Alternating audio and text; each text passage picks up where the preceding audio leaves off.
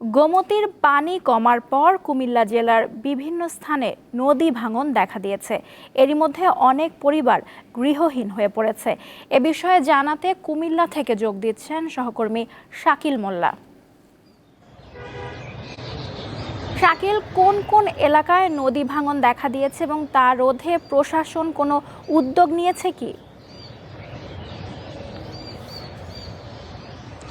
জি রশিন, আপনি যেমনটি বলছিলেন, কুমিল্লায় ভয়াবহ বন্যার পর পানি কিন্তু অনেকটাই কমে গিয়েছে। সেই সাথে কুমিল্লার গুমতির ২ উপজেলায় অন্তত ৫টি গ্রামে কিন্তু প্রবল ভাঙ্গন দেখা দিয়ে গেছে। বিশেষ করে তিতাস উপজেলার নারায়ণদিয়া, উত্তর মানিকনগর, দক্ষিণ মানিকনগর, পাশাপাশি মুরাদনগর উপজেলার চৌধুরীকান্দি সহ অন্তত ৫টি গ্রামে কিন্তু আমরা দেখেছি যে লোকজনের বাড়িঘর ভেঙে গিয়েছে। তারা ওই ভাঙ্গন কবলিত এলাকা থেকে তাদের ঘর বাড়ি সরিয়ে অন্যত্র সরিয়ে নিয়েছে। অনেকেই কিন্তু আসলে বাস্তুহারা হয়ে পাশে আত্মীয় স্বজন এবং গোমতীর বাঁধের উপরে আশ্রয় নিতে আমরা দেখেছি।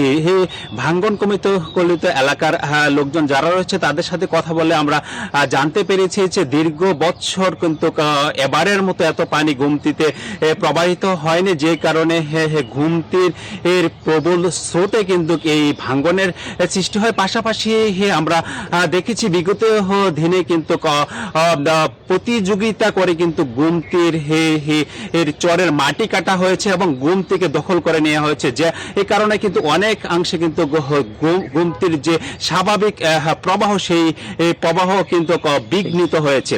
আমি কথা বলেছিলাম কুমিল্লা পানি উন্নয়ন বোর্ডের নির্বাহী প্রকৌশলীর সাথে। তিনি যেমনটি বলেছেন যে এই বন্যার পর হওয়ার কিছু কিছু এলাকা দিয়ে নদী ভাঙ্গন দেখা দিয়েছে, যে বিষয়টি আসলে তারা একটি প্রস্তাবনা মন্ত্রণালয়ে পাঠিয়েছেন। তাদের ঠিক এই মুহূর্তে বাজেট না থাকায় নদী ভাঙ্গন কবলিত এলাকাতে কিন্তু তারা নদী ভাঙ্গন রোধে কিন্তু কোনো। শাকিল, আপনাকে ধন্যবাদ।